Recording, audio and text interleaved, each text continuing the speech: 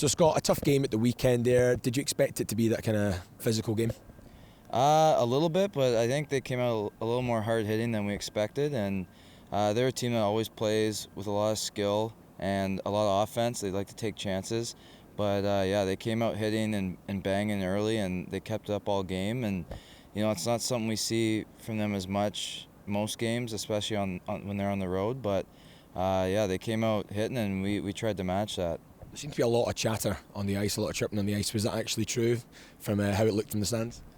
There's, guys will say a few things here and there, but for the most part, it was nothing too harmful. And I think guys kind of get emotional and caught up in the moment sometimes. And, you get into those scrums, you might say a few things, but it was nothing too serious. And, obviously there wasn't any big fights or anything, so. Well, of course, that was a big difference to last year. That kind of game last year, you also had Fitzgerald and Frank and Saltz, those guys there. Is it a different kind of game you're approaching these kind of things? Does it feel different on the ice? Because it's a different team, isn't it? Yeah, it is different when you don't have some bigger guys like that, some heavyweights, and you kind of approach it a little differently, especially when you're getting into scrums, and you know that you don't have those types of guys out there as much. But we still got guys that can throw them, and guys that definitely aren't afraid to stand up for everyone. And but I think especially playing a team like Belfast as well, they're, like I said, offensive, and it didn't really come down to that, I don't think. And whereas maybe it might have last season a few times during the game, it just didn't need to come down to that, this past weekend. Do you prefer that? Do you think that's an advantage or a disadvantage, or is it just a different style?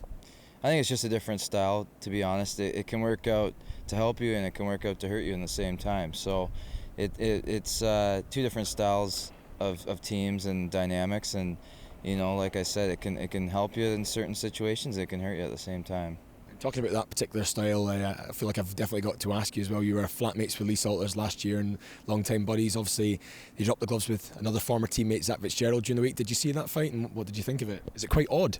Yeah, I heard about it from a few of the guys, and I was able to take a look at it, and it was a pretty good fight. It's what you'd expect, I think, from those two guys.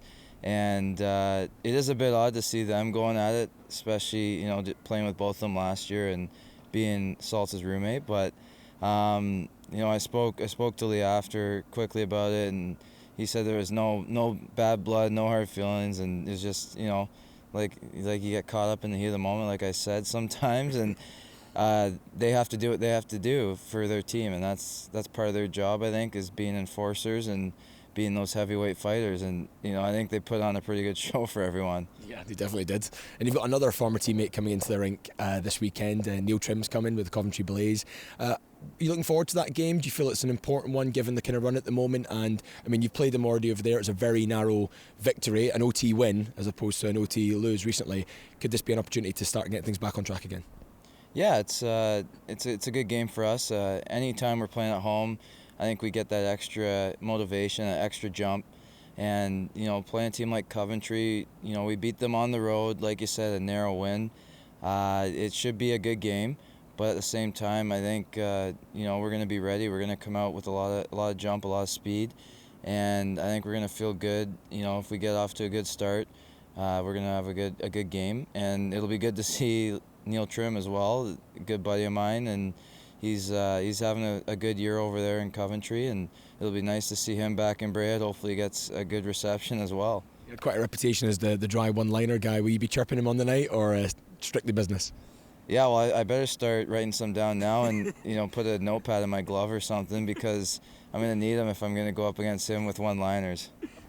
So, tough game at the weekend. Did you expect it to be that kind of physical encounter with the Giants, having played them already in Belfast, of course?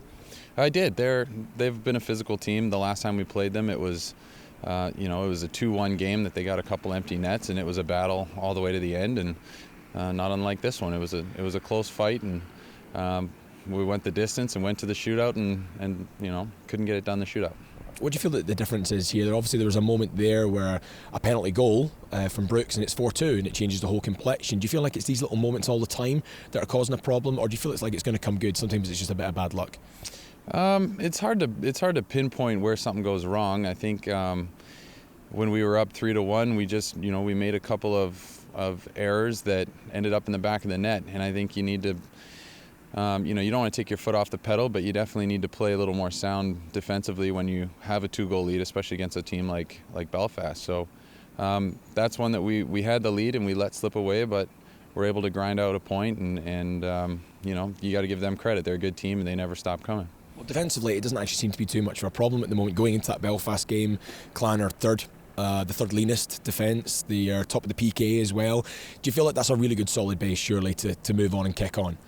Yeah, I'm happy with the defense. I'm happy with the way that we've been handling things in our own zone. There's always areas that I think that we can improve on, but I think in general, we communicate a lot, and everybody seems to be on the same page with what we're trying to do defensively. And penalty kill is something that we work on almost daily, and I think the guys that are on those units take a lot of pride in what they do, and it's sort of a game within a game when you're on special teams. So the power play and the penalty kill have a nice battle here in practice, and I like to say the penalty kill wins a lot of those battles.